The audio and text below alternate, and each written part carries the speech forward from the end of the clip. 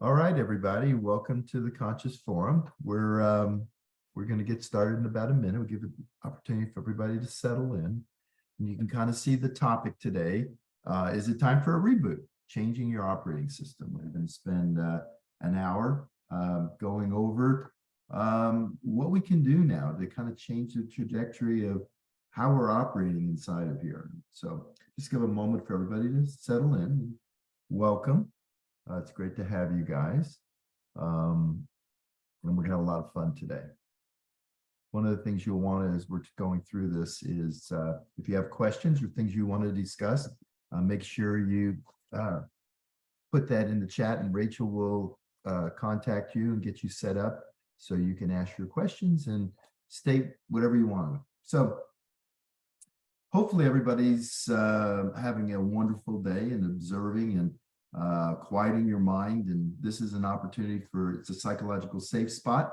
I am not a psychotherapist. I'm a physician and a student of consciousness, and been studying it for quite a while and helping people awaken and take responsibility for themselves, for their health, their well-being. And that's kind of what this is about. It's a great place for us as fellow humans to come together at a time when AI and artificial intelligence and all these corporations are literally looking to program us. And if we're unconscious, most people are sleepwalking through life. We're just kind of going through the motions, mostly in an unconscious kind of a habitual state.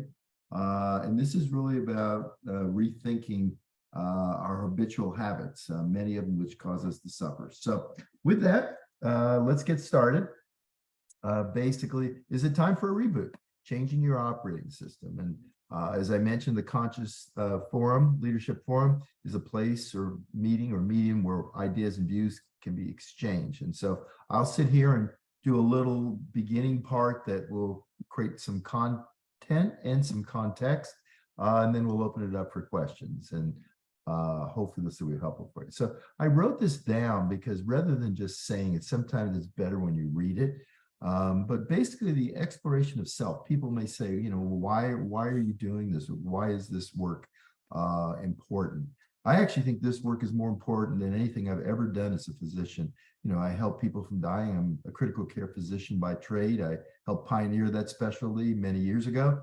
And I helped a few people each day from dying from disease states. And when I left that and started focusing as a physician on creating health and well-being, over the last 20 years, I've kind of followed the breadcrumbs up to the point where now I'm clearly confident that the work that's the most important for us to do is the work on ourselves. It's actually exploring ourselves, because as I just mentioned, AI is coming into the world just like overnight, and it's accelerating, and all that knowledge, all that intelligence is created by computers. It's created by databases. It's created by mining information and sorting it and putting it in a certain context. But it doesn't have the heart of a human being. And if you've been sleepwalking through life up to this point, and in other words, what I mean by that is you're just kind of going through your day, not thinking or going on your automatic programming. Now that's going to become dangerous, because these companies will literally feed into you and give you objects in front of you that will have you do what they want you to do versus what's in your best interest. So I think it's never been a better time. I think it's actually the most important work that I've ever been involved in, and certainly the work I'm going to continue, because so many people are suffering. The leading cause of death in the world is emotional mismanagement.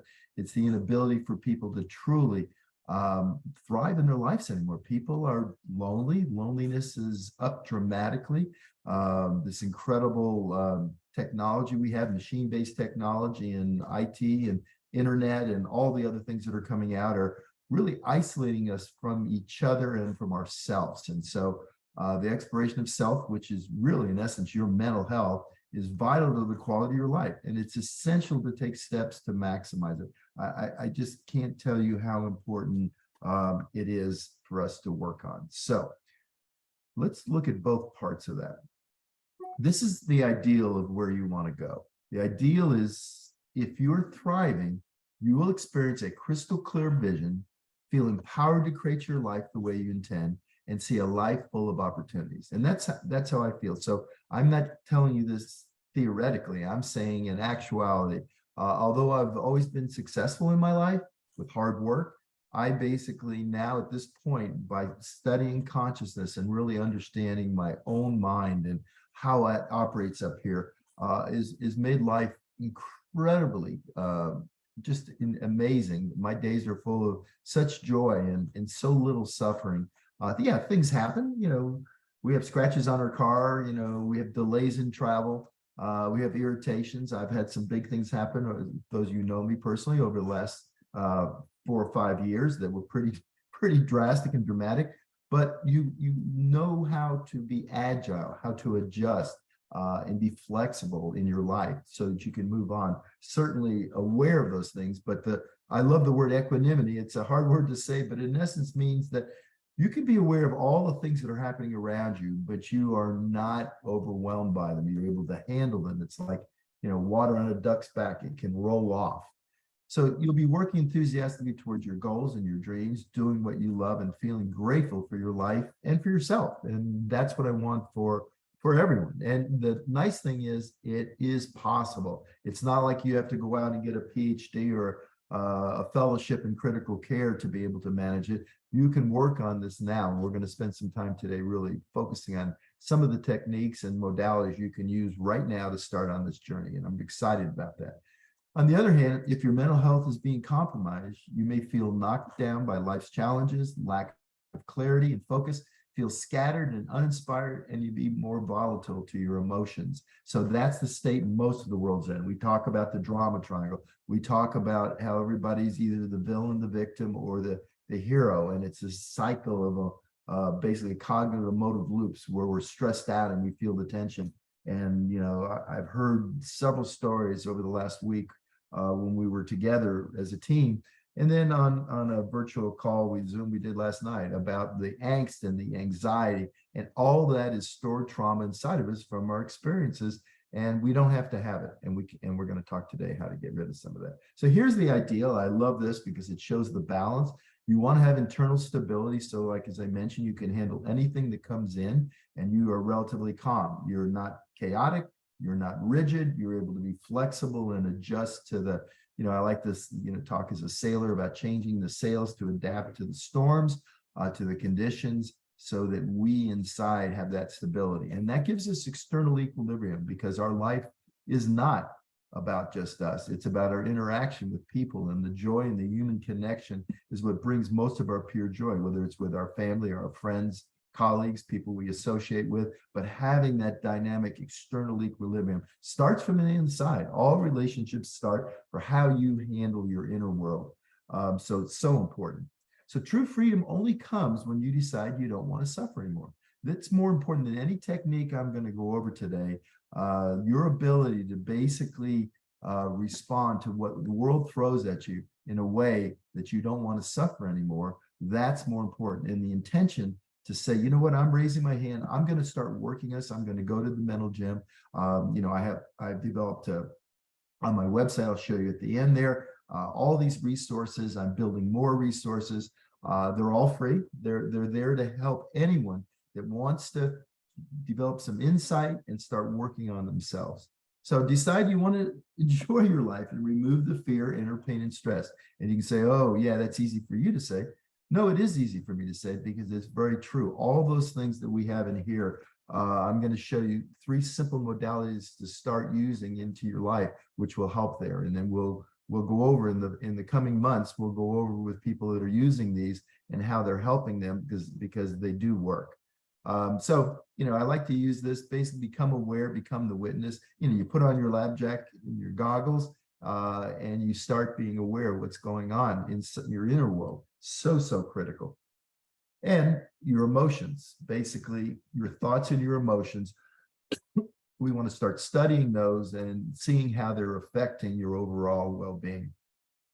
So in essence, we can call this by many names. It can be called your personal self, your ego, your psyche, but it's basically the experiences of your life and the preferences you've developed as a result of that. So we take the longest of any creature on earth, to be independent of our family. In other words, of our upbringing. We're very dependent when we're young. So we develop self-concepts or ways that we think the way the world should be to keep us safe. And so psyche is really non-physical. It's inside of you. You're the only one that has it. No one, when they look at you, see that.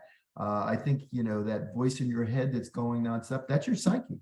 That's your dialogue going on based on your experiences. And what happens when we're younger, it could happen 10 years ago, 50 years ago, depends on how old you are, obviously, but things happen to us over our life that are painful. And so we handle those in different ways. And most people handle them by repressing. They kind of stick them like coiled springs and they push them down. And I've talked about this before, but for those of you that's your first time on here, I want to make sure you understand it. So I'm going to show you a couple of pictures as we go forward here to explain where we are. But you know, you've assigned your psyche, your ego, an impossible thing to make everyone like me and to make my life just as I want it. In other words, how do I make the outside world so that everybody likes me and my life is just as I want it? And it just isn't possible. If that's the operating principle you're using now, you're not going to be very happy. You'll be happy occasionally, you know, when the person that you're with says something that makes you want to love them because it's exactly what you want to hear or say or do. But the other times you're not going to be particularly happy. The same thing, you know, with material things. You buy a new car and it'll get a scratch on it. And when you bought it, you're happy for a few moments, and then the first scratch, and then you're unhappy. Or where you live. All of those things that we try to get the outside world to do can make us happy for a short period of time, but over time, because if we're not right inside, because we have this stored trauma, these stored experiences that our psyche uses to operate with, we're going to have issues and we're going to suffer. So fear is a thing. It's a feeling. And so many people are fearful in this day and age, and they've lost hope. It's caused by your blockages. You know, you can recognize you have it and work to release it, that I have these things inside of me, that I'm not right. I'm worried about these things. I have these things, or you can keep it and try to hide it. And most people are doing exactly that. Every time it comes up and they start to get stressed, they try to get their psyche to make it right. We avoid fears. We don't want to have fears. So we basically repress these things. And so what we're going to talk about today is that attempt to protect yourself makes it worse. Have you ever noticed that you want to make sure certain things happen? Like, you know, you want to go, you know, you're having a big event on the weekend and you want to make sure the weather is a certain way so you can have this event outside. And I want to be really clear with you, and we'll talk about this in just a few moments. The weather you have no control over, or you want to keep certain things from happening. You want to avoid things. And actually, you have so little control over the outside world. So you develop these endless loops of thoughts and feelings of trying to either change the past, basically, which, by the way, the best gift you can give yourself is stop trying to have a better past, because you can't do anything to what happened in the past, or the anxiety of what's going to happen in the future. If you're anxious about the future, you also have very little control of that. What you have control over is the present. And in the present, if you can quiet that limbic area, that emotional area, the area with all that stored trauma, and having it stop pinging you and pulling you down into that emotional thought emotion loop, and actually just observe what's going on, then this part of your brain, which is the brilliant part of your brain that basically creates all the wonderful things in your life, can operate. But when you're down in it, and we'll talk about this in just a moment, when you're down in it and you're not observing it, you basically can't manage it. So if you just observe and know it's okay to feel inner disturbances and realize they are not you, but only your psyche stored trauma, everything can change. And that's what the rest of this day is going to be about. I'm going to go over a couple things, but you want to stop fighting with life, start living life, stop trying to get the world in the past or in the future to be the way you want, and it start becoming this incredible liver of life. You know, we're only here for less than 100 years, most of us. Hopefully with the habits of health, you live over 100, but bottom line, 100 years in the scope of the planet being here over 4.5 billion years is just a little dot, a little moment in time. But the key thing for you to enjoy while you're here is to remove these blockages. So blockages are kind of like a thorn in your side. You gotta get rid of them. You gotta move them out of there. So how do you do that? How do you free yourself? Well, we're going to spend there's 3 modalities I'm going to talk about that if you're willing to apply these over time, it can change everything. It basically will allow you to stop all this stuff that's inside you, be trapped. And life is here to help you. These situations and stimuluses that happen that trigger you and get you into a state, they're the obstacles. They are the things that allow you to grow and become more. And it's really important that we appreciate that. So I'm going to go over 3 modalities. First one, switching thoughts. So our mind has a lot of experiential stored trauma, which creates negative energy, and things happen which create negative thoughts. There's 2 types of thoughts. There's willful thoughts when I say, okay, I'm going to visualize a boat. And since the thing that's happened recently with the surrounding sub on the Titanic, I can visualize the Titanic, like from the movie, the Titanic. And I can make that. That's a willful thought that I'm creating. But most of the thoughts we have are not. They're automatic thoughts. The thoughts we have, you know, you get up and you get in the shower, and rather than sitting there just working on making sure you get your hair and your body clean, all the stuff floods. And those are all things you're not controlling. They're just coming up. So basically what we want to do when we're having one of those thoughts, and I like to use, I've used it many times, but I think it's good because we all have had to deal with it. And I had to deal with it just yesterday. And I kind of smiled at myself because I've used it so much as an example. It's easy for me now. But basically I have a road that comes out to where I live on the island, and the traffic through certain areas is 40 miles an hour. And, you know, it's 2-lane road. You can't really pass. It's a solid road because there's residentials on both sides.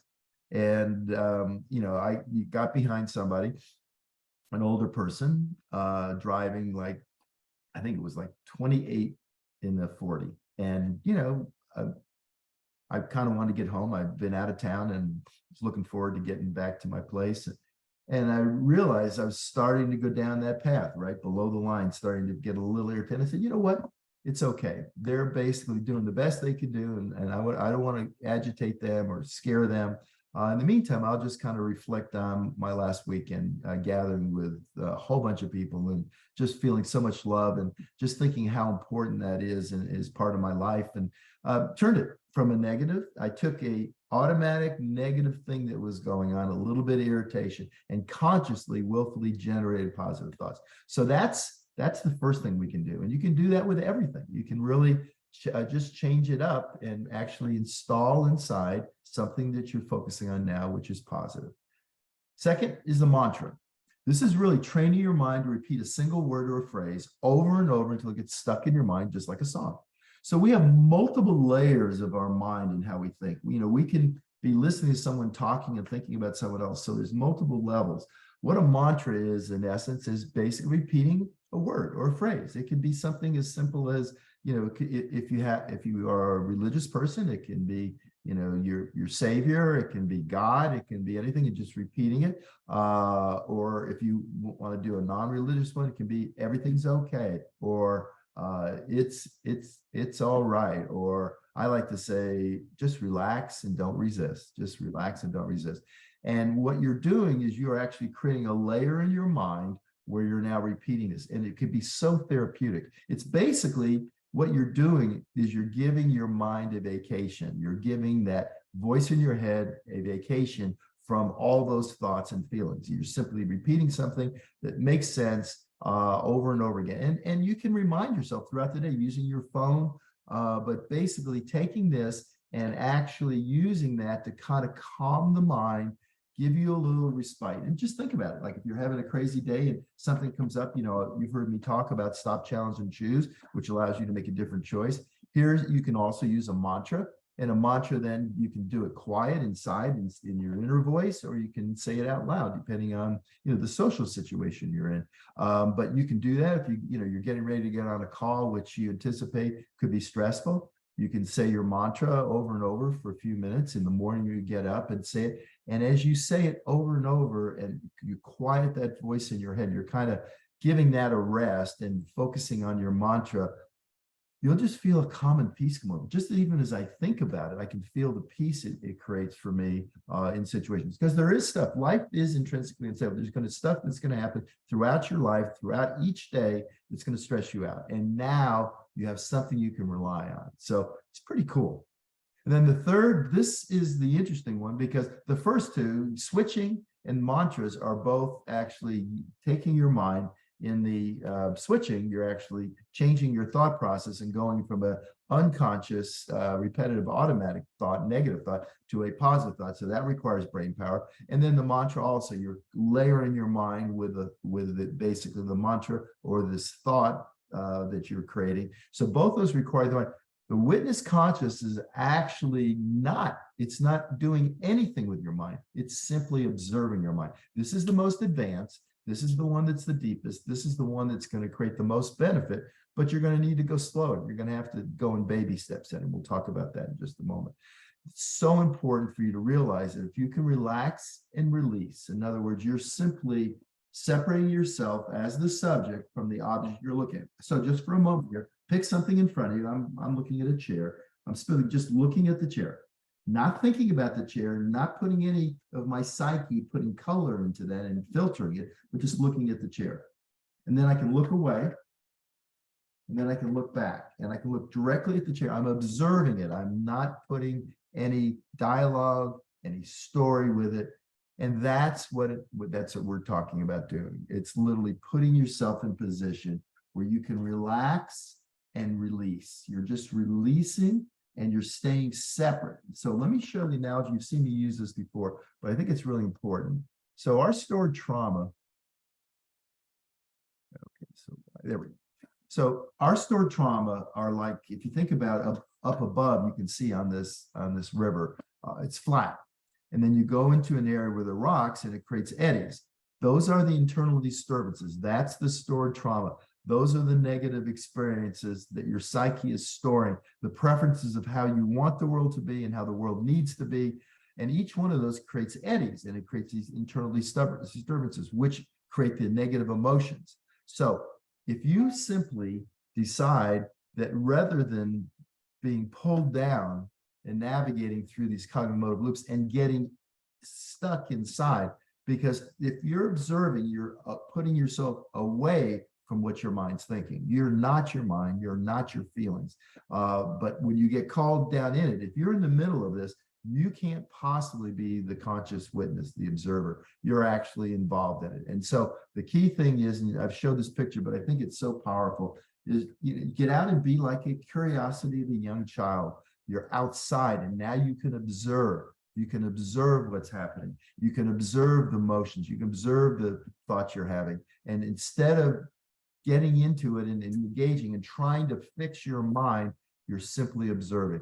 This is the key to all success. It's your mind may not shut up, but if you get outside and just calm and do like we did with the object, looking at me looking at the chair, I can look at that chair without saying, oh, that chair is brown and it's got some dimples in it, and oh gosh, there's a scratch there. Maybe I need to get a new one. That's all the color that our psyche puts to it through our preferences, the things we want and the things we don't want. You know, if you're sitting there and you wash your car, and in the back wheel, you know, right in the very back, because you went over a little bit of water and it sprinkles up and you've got a little bit of dirt. If you're sitting there obsessing about that, you've got stored trauma in that area. And these are great. Every one of those is a great opportunity to basically stop, observe, and not get involved in. And over time, this mechanism will become easier and easier for you. So it's kind of like this. You're the observer. You're sitting outside.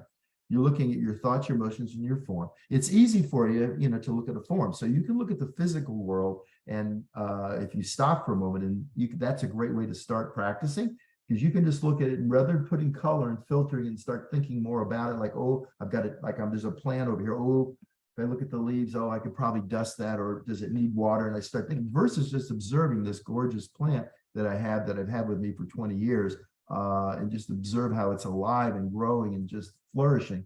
I start putting all the stuff. So that's a great way to start. The same things with your emotions, and the same things with your thoughts are the closest. That voice in your head is running nonstop. That's why a great way to start is if you have something negative going on, switch it to something positive. Use your mantra, or once you're capable of, see that thought and realizing you're moving yourself away. So relaxing, releasing will allow that to become a reality. Just know that this is baby steps. You have been doing this for your whole life, and it's not going to happen overnight. So take the low-hanging fruit, the things that are real easy, like the weather. You have no control. So start adapting and being able to flourish as the weather changes.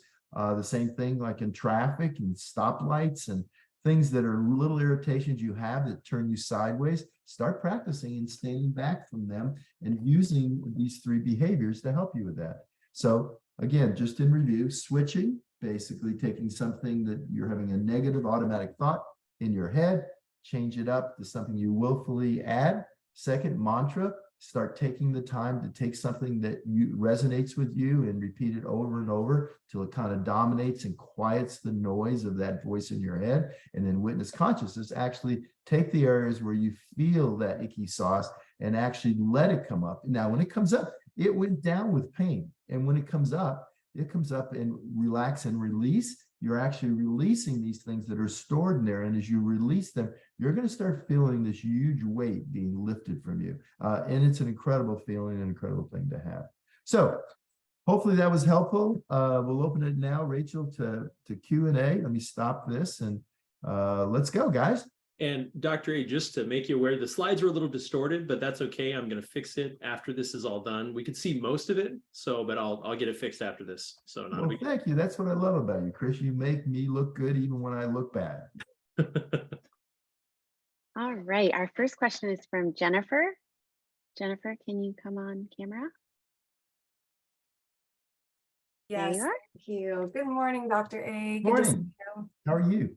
Oh, I'm good. It was so wonderful being with you and my other 7,000 friends. It does make us all look good. So great. And I think actually through this conversation, you've just already given me some tips that I think I can apply to my life. I've done a lot of those mental push-ups. I've spent time with you and Dr. and Helen Irwin and TLDP and have really moved the dial. I'm so grateful for you and for all of these tips that have allowed me to respond differently from stored trauma and just how I want to show up in the world and create the best version of me. But my question for you today has to do with, and again, I think I've just gotten some really good tips from you, but some of the more truly subconscious. So back in December,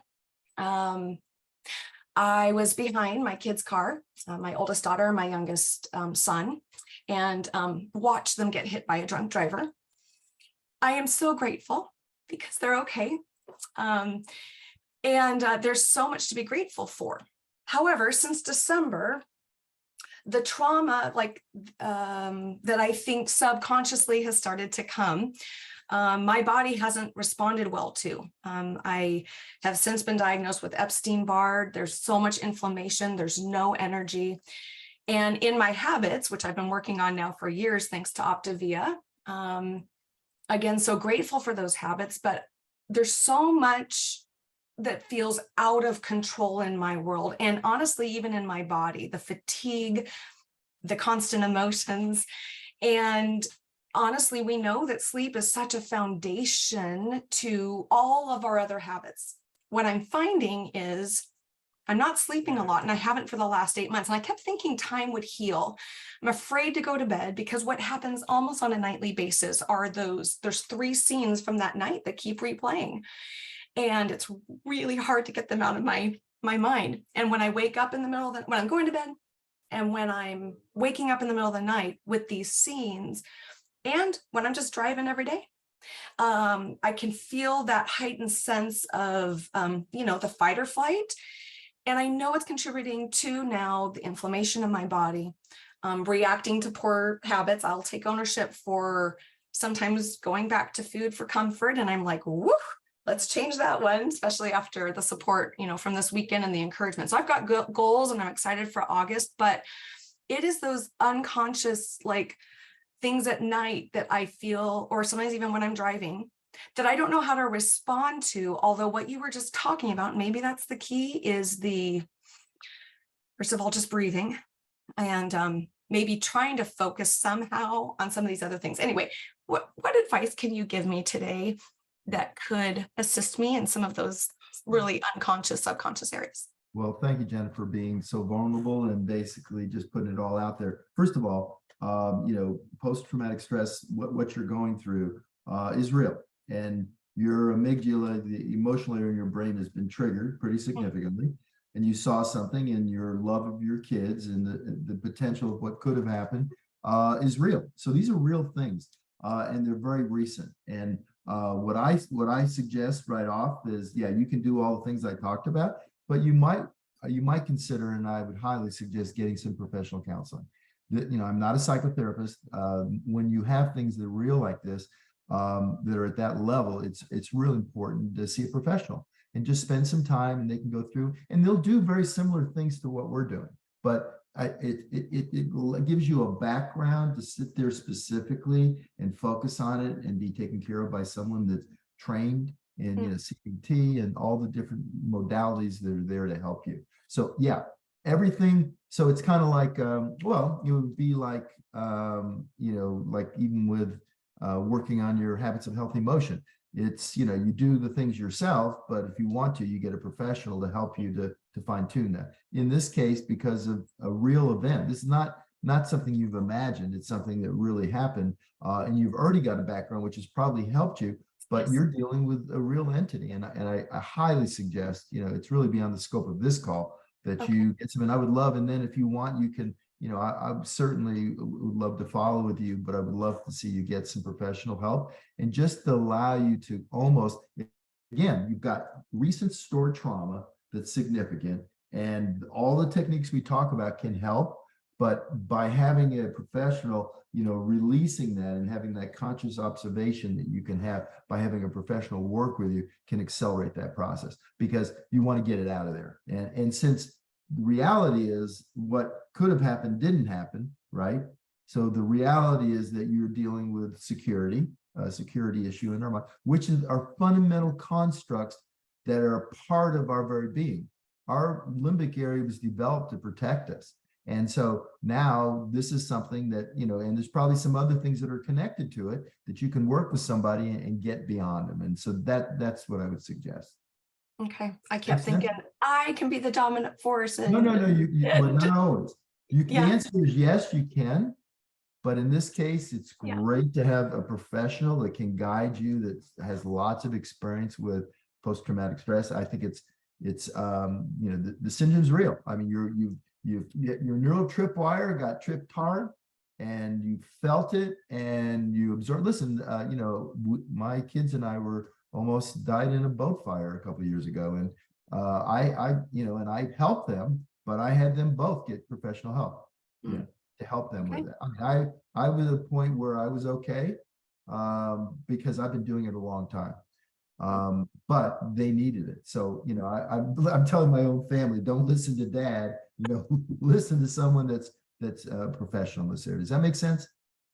Yes, it does. Thank you. I will go do that and continue this great work. Yeah. And then in the background, you just keep working on, as you said, on the mental gym, work on these 3 modalities, which will help. They're all going to help you. It's all part of it, right? It's all part of it. And it'll also help make you, again, the obstacles away.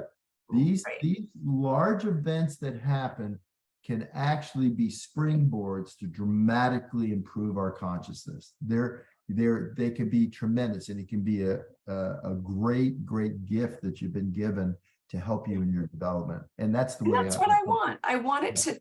Yeah, I want it to be. But you can't always figure it out yourself. Sometimes you need a 360. You need somebody. You need a conscious observer outside of you to help guide you and reflect, so that you can work on it. Yeah, cool. I'll do it. Thank you, friend. You're welcome. All right. All right. Next up, we have Cassie. Cassie, can you come on camera and unmute yourself? Can you see me now? I cannot. We can't. You see a black screen. Okay. And I don't know how to fix that. Well, just talk to me. I don't have to see you. I mean, I'd love to see you, but can't fix it. I can still hear you. So I had been trained that if a dream doesn't make you nauseous, it's not big enough. So right now I have one that is big enough to make me nervous every time I talk about it, every time the subject comes up. So how can I deal with that to be able to achieve that dream? Because when the nerves hit in and the butterflies start flying around, I tend to freeze up and not move towards that. Okay, well, generic is, since we're not actually talking about what it is, this is what I would say. Break it down into the components that you can do right now.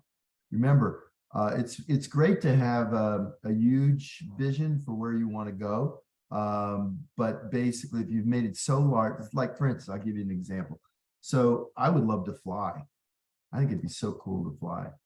But no matter what I could fly in a plane. I mean, I live on the beach. There's a guy that comes down and sits in a chair with a big fan on it and a parachute and parachutes, but I'm not physically ever going to be able to fly. So you've created something that's so large that you're not even sure you can do it. So you can't even go into action. So you want to break that down into smaller increments so that you can handle it.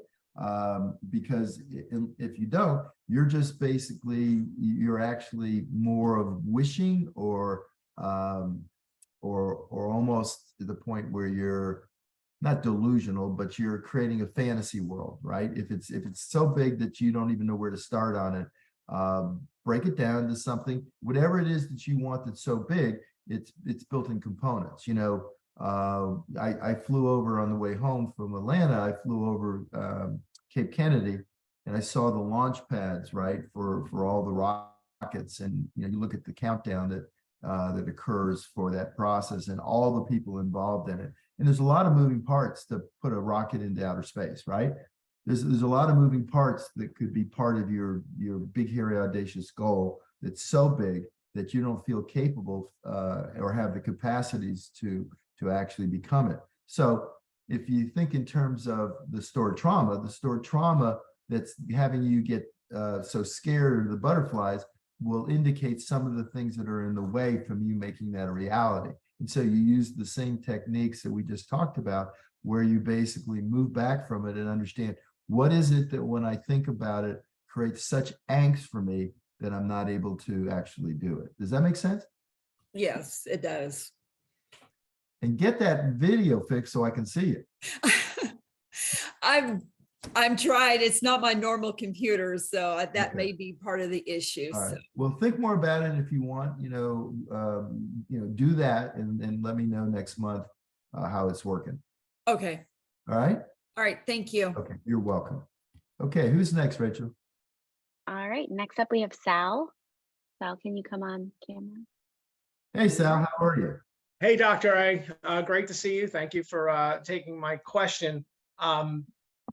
So I'm a little nervous, but I guess what I want to share is, my question is, how do you stop previous trauma from kind of creeping into your life? I'm 52 years old, and one of the things that really hit me, especially over this last week, was, my parents got divorced when I was between, I think, 8 and 17. We lived together in the same house. There was lots of drama and inside the home with this back and forth with both parents being so close. And I heard someone speak over the weekend and just talking about, you can't help other people's until you really love yourself, and this idea of maybe not being lovable, this imposter syndrome. Like, how can you stop that? Because I see it cropping up with my wife and with my relationship with my own kids. And for years, I just said, I just don't want that. And that was whatever it was, I just did the opposite. And I realized it really didn't serve me like I thought it would. So yeah, you're exactly what that's great. Thank you for being vulnerable and sharing, Sal. But yeah, you're basically, you have things that you have stored in you experientially that your psyche is dealing with, and your ego is trying to keep you from suffering. So you built all these defense mechanisms and things there, but you didn't get rid of the trauma. It's still there. So the reality is, you just need to relax and release.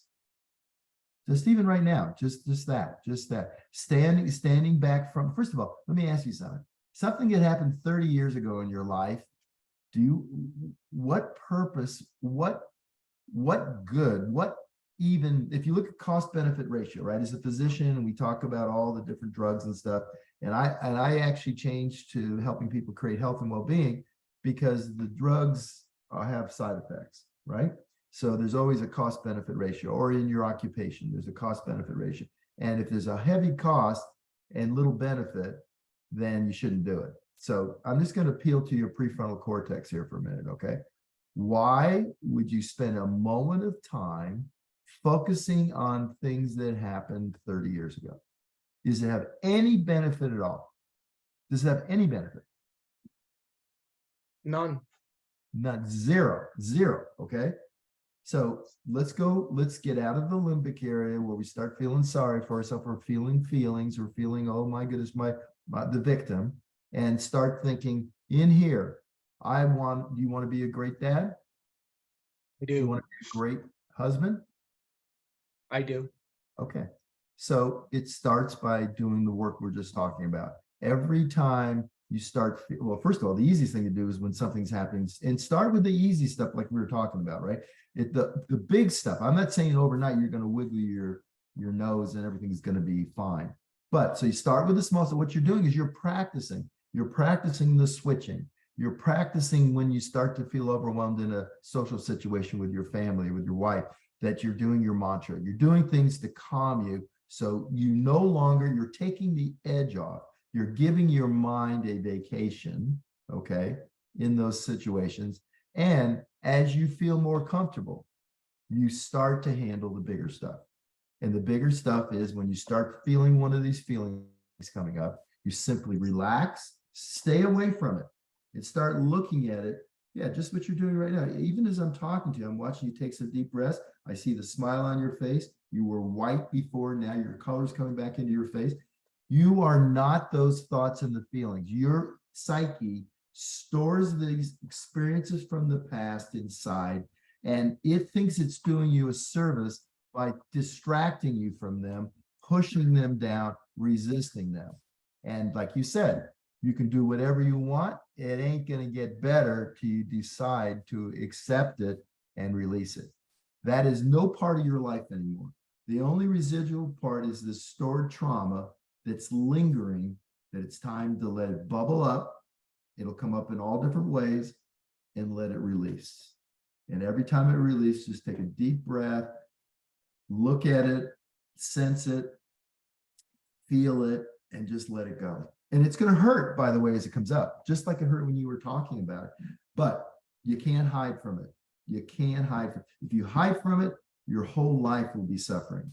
If you're willing to face it in small little baby steps, let it come up, let that, because all that energy down, the reason why you start crying or getting emotional, because it's blocked energy inside of you that your stored trauma is holding, and your personal mind is pushing it down to keep it from coming up because it's trying to keep you safe. You need to give your personal mind, your ego, and say, you know what? I'm going to fire you. I'm going to fire you. You know, really, if you think about it, that voice in your head that says all that, I like to use the analogy of a roommate. If that was a roommate and was talking to you like that all day long, every day, what would you do? You would fire that roommate. You would dump that roommate on the first day, right? It's not doing a thing for you. The cost risk benefit is 100% cost, and risk, and no benefit, zero benefit. So your decision has to be a full intention. See, you're comfortable with it. It's this thing inside of you, and you kind of soothes you, right? You feel bad, and then you push it down, and then feel a little better. And so you're having this cognitive motive loop that's kind of this thing inside of you. It's your psyche that's playing, that has its preferences, and what tries to say, well, we need to make the world a certain way so you don't feel these feelings. It's crap. It doesn't work. You cannot ever overcome it till you make the decision that you intentionally really want to grow. You want to move beyond it. You want to stop suffering. Does that make sense? Very much. Okay. And thank you. Yeah. So I want you to start, take all three of these techniques, apply them where they seem appropriate. And then I want you to start practicing. I need you to do it every day.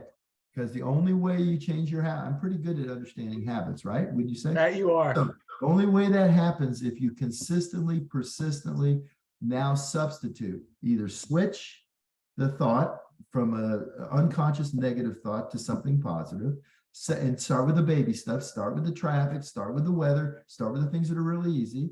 Second of all, build yourself right now today a mantra, whatever works for you. It can either be within your faith or within your spirituality or just something very practical, like I'm okay, you know, or I'm relaxing, or I accept this. It doesn't matter what it is, but find something that resonates with you. You'll feel it. Work it in with your breathing. Say it multiple times a day. Get used to using it anytime you have an opportunity, which you'll start feeling a difference where your breathing will become, instead of being shallow from up here, you'll start being deep and from your belly coming out, and feel it. Feel how that you, one breath, you feel the difference.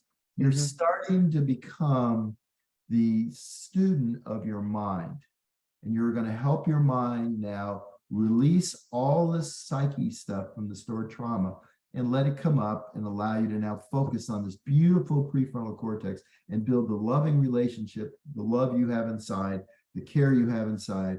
Build your future for the things that are important to you using this, and eliminate. You're going to fire your personal mind and start living life truly in the moment, not based on something that happened 30 years ago, which basically you have no control over, other than now you can release it and get it out of your current life because it's haunting you. It's the demons inside. It's creating that voice in your head into suffering, and it's not even real anymore.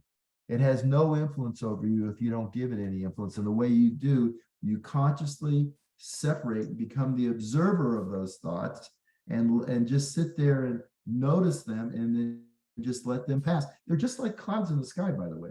They come and they go, and they're not you. They're echoes of experiences from the past. Make sense? Awesome. Thank you so much, Doctor. I always appreciate you. Awesome. Let me know how that helps. Oh. All right. Yeah, who else, Rach? All right, next up we have Kathy. Kathy, can you come on camera and unmute yourself?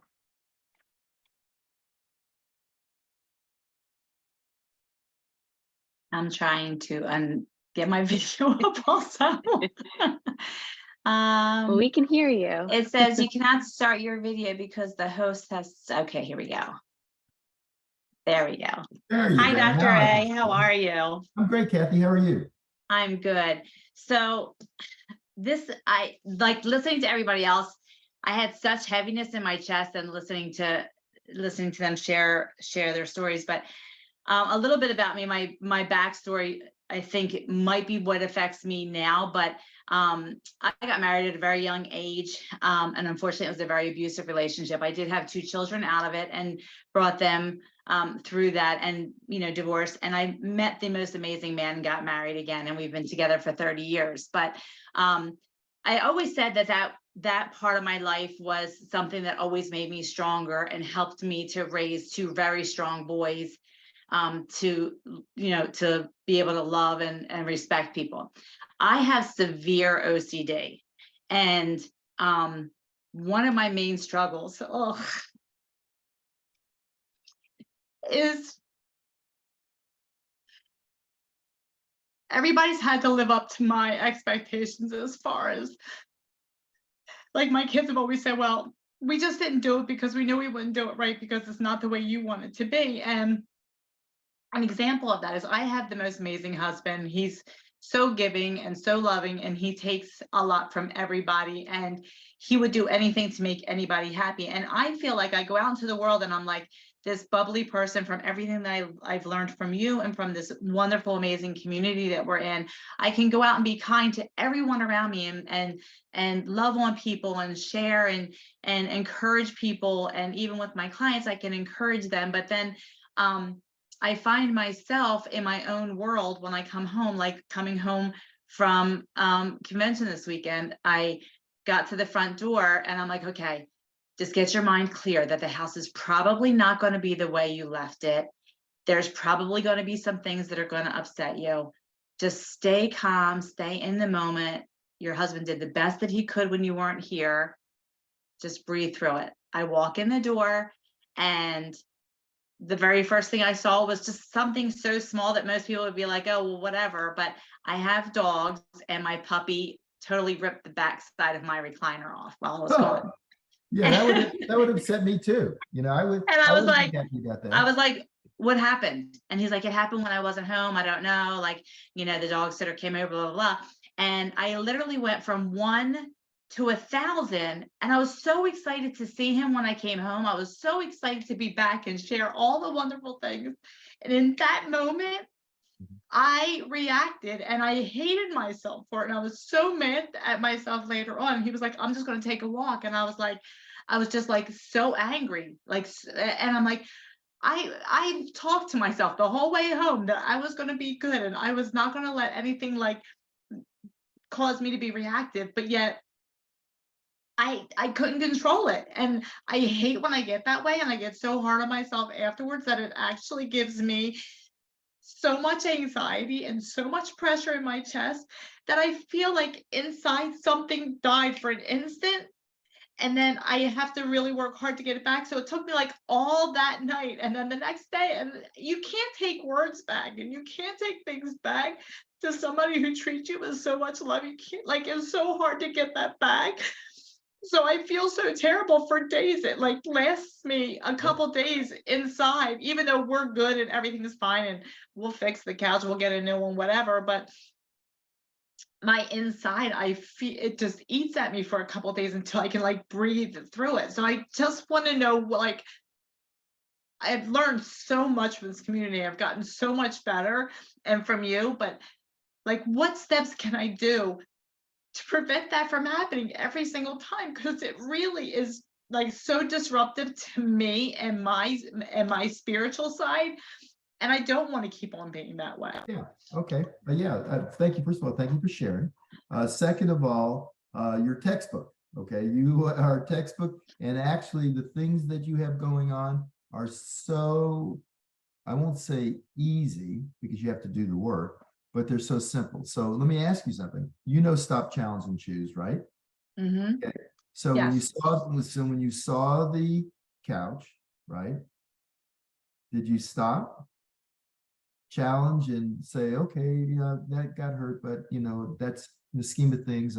I'm here, doing something positive. My husband, my kids, whoever, the dogs, even, you know, the bad dog, things you love so much. Did you stop, challenge, and say, you know, yeah, there's something, but let me choose something that I really want? Because what you did was you projected. Okay, you immediately projected, and you took it classically from one thing.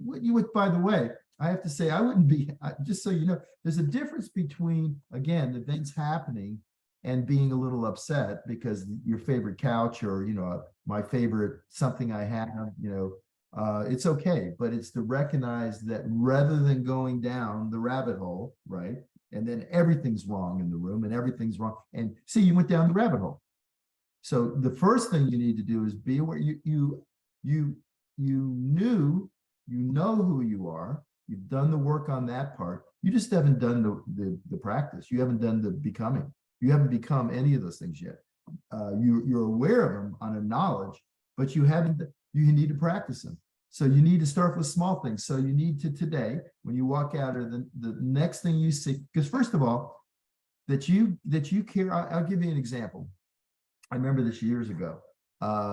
Basically, Lori, my wife, this is like when the kids were younger and they had pets, and they wouldn't take care of them as well as they should. And so Lori would take care of the pets.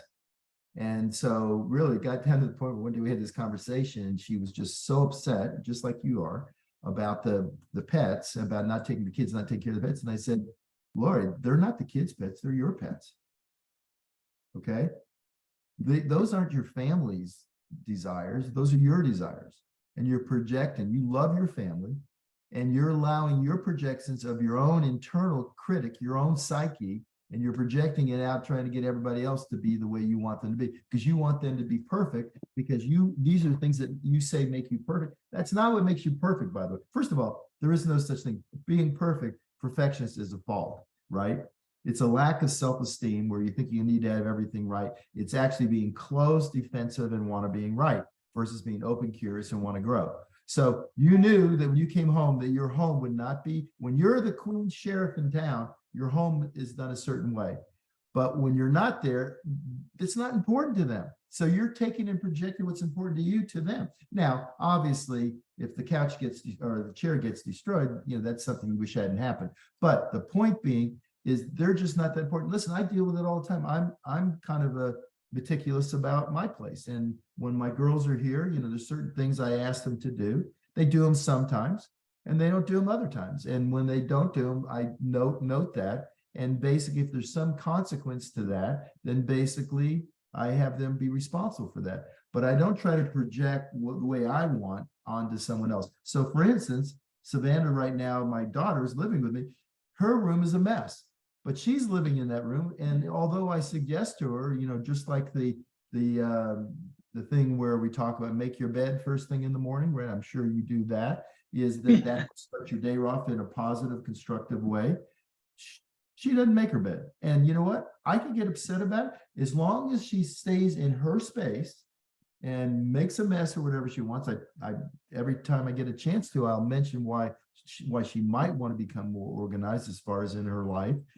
But if she does that down in the common living areas, yeah, I fix it. And then we basically talk about it. So it's important to recognize that the world is going to be the world is, and everybody has their own feeling of how they want that world to be. You have very little control over those things. And so for you, same three things.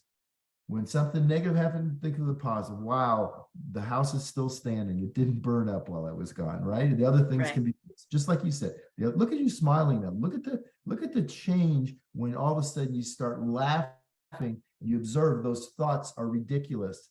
They're not helpful in my relationship with my family. Yeah, it's easier for you to do it with people outside because basically you don't go home to them. You can be your coach and be the person you want to be, and it's meticulous because it doesn't directly involve you, and you don't have to deal with the But when you look at your internal structure of your family, you think you're responsible as the mom, and if anything's happened, you're being a bad mom, and you're not organizing, and you're projecting all those things of what it is to be a good or bad mom. They love the hell out of you. And basically, they'll get over it. And your husband's smart enough to get the hell. What he's doing is stop challenging you, get the hell out of the house, let you calm down, get your limbic system under control. What we want to do is get your limbic system before you drift down and go into the drama triangle. That's what Stop Challenge and Choose is about. Go back into the books and look and see. Every 5 seconds, something's going to happen in your life, and you have a tendency to drift. If you drift and go all into the drama triangle, once you're down in there, like you said, man, the chair got torn up and I'm in the drama triangle and I am the villain and I'm going to blame everybody for what's wrong. You're classic. Man, you're a class. I could use you for one of my films. And you have the full control. I just gave you the 3 mechanisms that take care of all that.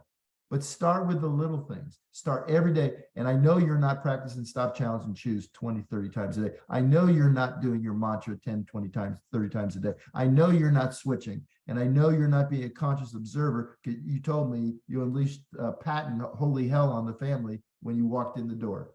Okay? So if you want those things to change, do the work. Okay. Cool? Okay, thank you. Yeah, absolutely. Thank you so much. Let me know how it's going, all right? Okay, thank you so much, Dr. A. All right, so we're almost out of time, maybe for one more before we call it. Is there somebody else ready? Yes, we have Sherry. Okay.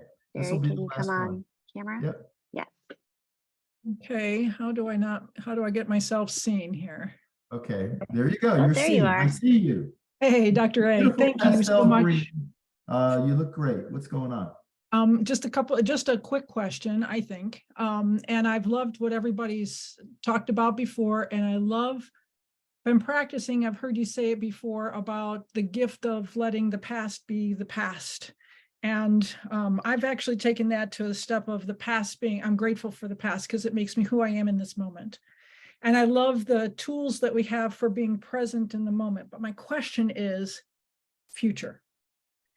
we talk about lead from the future, act in the now, the seeing what's, having the future draw you forward and things like that. And when life shifted for me in a way I didn't expect this last year. And so the dreams, the visions, the thoughts I had, the things that were like my big why for even wanting to be healthy all shifted.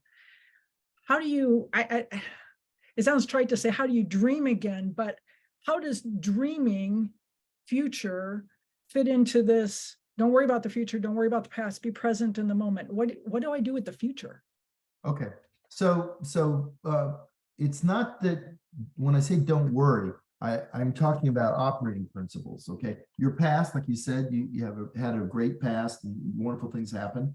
Some people are not that fortunate. Some people. No, it was a rough past. Okay. All right. Okay. Very, rough past, Okay. but that's okay. I've learned from. You've learned from, yeah, and that's what, basically life is intrinsically unstable. Unfortunately, I guess Barbie just came out, but Cinderella and Snow White, there are all these projections of this fairy book life. And life just isn't like that. Life, we're all born, we all die. Many of us get sick, we lose people, we have traumatic things happen. It's just part of life. And it's just that you're on a planet, but it's the perspective you have that makes all the difference. My perspective has always been, and I've had, I've lost important people in my life. I've had pretty traumatic things happen, but I guess I'm so grateful every day that I'm here that I want to make sure I experience it, because I don't know how long I'm going to be here. And I want to make sure I make the most of it, right? Because, and not getting into religious or afterlife, but, if there is, great, that's a bonus. I'm ready for a lot more. But if there isn't, I'm damn well going to make sure I loved and lived with minimal suffering and maximum joy every day on the planet. So whatever happened in your past, and then the evolution that's occurred over the last period of time, where maybe things that you had as part of your future you were going to build and are not there. Sounds like that's kind of where it is, right? Yes. Yeah. So now you get an opportunity. That's, again, these are lessons. Everybody that interacts in your life, including Sal talking about his childhood, those are great lessons that allow you to evolve. I really believe that we're on this planet to evolve our soul and to become everything it is to become a human, and being able to help others as well. So now that you are the complete dominant force in your own life, figure out what brings you joy and then go for it. You're going to make, again, it's like adjusting your sails. Some of the players in your life have changed and things have changed. And now it's to look forward. I lost my wife 5 years ago. That was my sailing mate and my best friend, and on and on and on. And, obviously I think about her all the time, but I had to make the adjustments and fall into the things that I love in life in order to make sure that I'm not spending any time with regret or victim or feeling sorry for myself. And so I made the adjustments. I sold my sailboat. I'm now basically I'm building a boat that's got a motor because I still love being in the ocean. And making all those different adjustments, working on this work. It started off with the habits of health, with more of the physical body. Now my work has evolved to this work, which I find is the most effective and meaningful. And that's what you have to just start going forward, and don't dream again. Actually open up your consciousness to what brings you joy. What brings you joy in the moment, in the day, and don't have self-styled obligation of what you should do, could do, ought to do. Instead, what do you love to do? What do you desire to do? And guide yourself into the future by using that language. What we value the most is really easy to do. When things we don't value, we have to do, we don't want to do them. So figure out what you value most in your life as you move forward and go for it. Thank you. You're And welcome. it has been a gift to watch. I became a coach just before you lost Lori. And I have watched you over these last 5 years navigate all of that emotion and letting it release. And it's been a beautiful gift, not only to myself, but I'm sure to all of us. So I'm grateful to you. Thank you. Now do it for yourself. All right. Okay. All right. All right. See you guys. All right, so I want to end with one last slide if I still have it. I still have this. Yeah, I do. Let me just share this. So I just wanted to show this slide because basically for all of you, you know, this forum is set up for anybody that wants to basically focus on their mind and build themselves into the future. So you can go to drwayneanderson.com. All these videos and all these sessions we do are all stored there, and start working on this. You know, for the one lady that basically was saying that she came home and all hell broke loose, you got to do the practice. It's great to get on these and listen, but please incorporate it. And today we talked about 3 really practical things you can do. Make sure you watch this video over and over again. And this video, this forum is designed for anybody. It doesn't have to be a coach or a client, anybody in the world. Again, there's 8+ billion people. Most people are suffering internally and they don't understand that they can do something about it. So with that, thank you guys for your participation, being vulnerable, and let's go out and let's create less suffering and more joy in people's lives. God bless. See you guys.